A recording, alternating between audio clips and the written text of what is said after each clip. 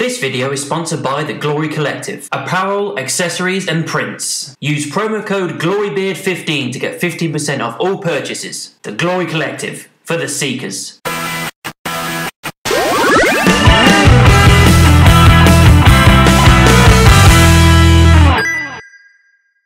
Hi guys, welcome to Bird's Eye View, and this is going to be my spoiler-free review for Marvel's Captain Marvel. Yes, no spoilers for this video. We're doing a spoiler talk video within a day or two after this one, so make sure you keep a lookout for that, but there's no spoilers in this video. Captain Marvel, it's the film, the last one we're getting before Avengers Endgame.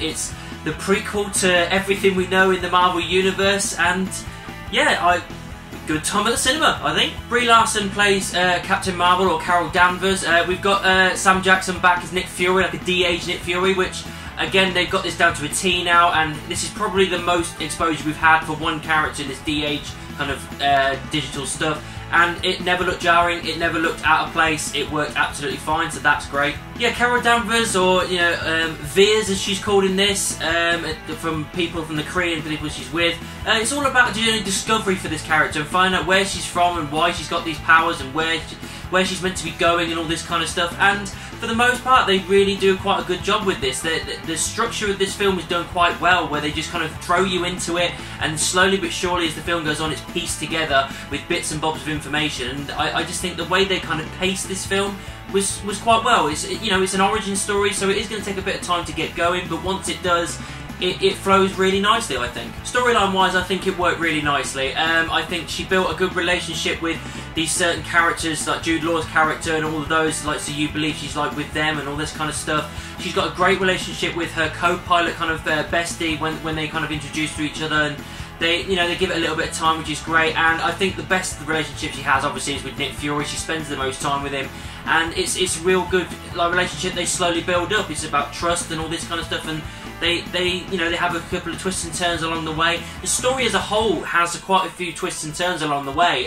Some of them a little bit obvious, but there's a couple of bits, which I'll get into the spoiler talk video, that weren't as obvious. As it comes out and comes to, shows you as it's going on, I just kind of went, oh, I wasn't expecting it to go the way that went. And it's nice when that happens, I think, because sometimes you can go into a film and expect things to happen, and when they do, it's like a little bit, oh, well, I kind of expected that. But when things kind of throw you off a little bit, no matter how big or small that moment is, it's always nice to get something you weren't expecting. The Skrulls, really awesome. I really quite like the fact that we've got them in the universe now. I don't know how much more they're going to be using them in the future, but for what we got in this movie, really interesting, especially like the way they shapeshift into like other people.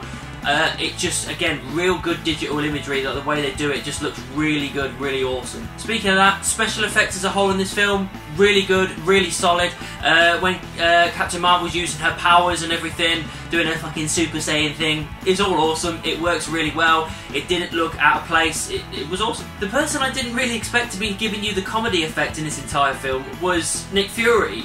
But he kind of pushed the kind of comedy aspect in.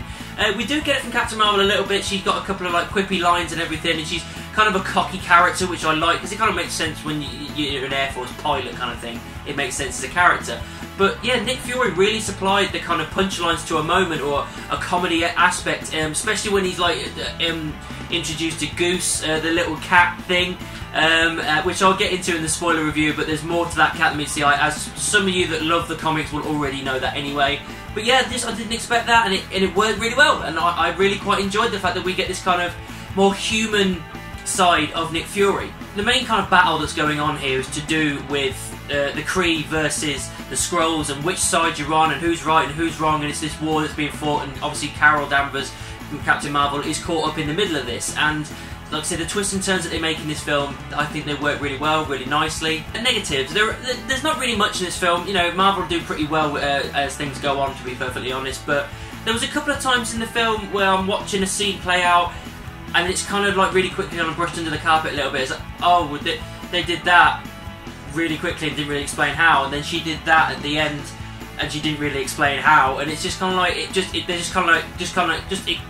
believe us, it happened. And a couple of times in that, I'll probably get it into the spoiler review at some point, but yeah, just a couple of times kind of like, I could have done with a little bit of explanation, but you know, I suppose it's nitpicking to a point. Another negative I would say, again, I think it might be nitpicking, but I just wanted a little bit more out of Brie Larson. Don't get me wrong, she did a great job and I really enjoyed it because it's difficult for her to be stupid emotional because she's kind of been bred and pushed into this kind of becoming a Kree soldier, so she's a little bit kind of void of emotion to a point because she doesn't know who she is and where she's from and all this kind of shit. So I understand that, but I just wanted a little bit more of emotion, a little bit more kind of oomph with her role, really. And I'm hoping, you know, we get that a little bit more in Endgame, you know, because we obviously know that she's going to be in that.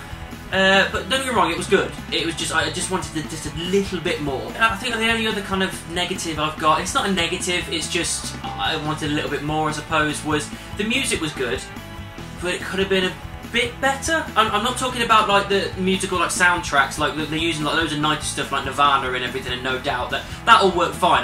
That was great. It's just with the kind of composure and everything, the actual soundtrack behind. There wasn't any kind of music that stood out for me. You know, the Avengers theme tune really stands out for you. Cap's theme tune, Iron Man's theme tune, it all really stands out, so you know who it is when it's happening. I didn't really feel like I had a Captain Marvel theme tune. Maybe that'll change in the future, I don't know, but I didn't feel like I had that. The nods they make, or the setup that they make for other films, because naturally it's going to be set up because it is the prequel to everything else. The setup that they do, again, I'll get it into a spoiler review. They do it really well. I think every little bit that they use, I think it goes really, really well, including the end credit scenes. Again, I'll talk about it in the spoiler review. Both end credit scenes, one's funny, the other one sets up ready for Endgame, which we assumed anyway, and the way they delivered it was great. I loved it. Guys, overall, Captain Marvel was a great film. I really enjoyed myself at the cinema. Yeah, it wasn't the perfect Marvel film. I still think Infinity War is up there, Civil War's still up there. But this was still a good time at the cinema. It set up a lot of things that I really enjoyed. The characters were fun. We had some good comedy moments, some great action, some good twists and turns. And again, the end credit scenes were a lot of fun as well. I wouldn't put it right at the top, but I think, you know, it's fair, I think, to give it a low 4 stars.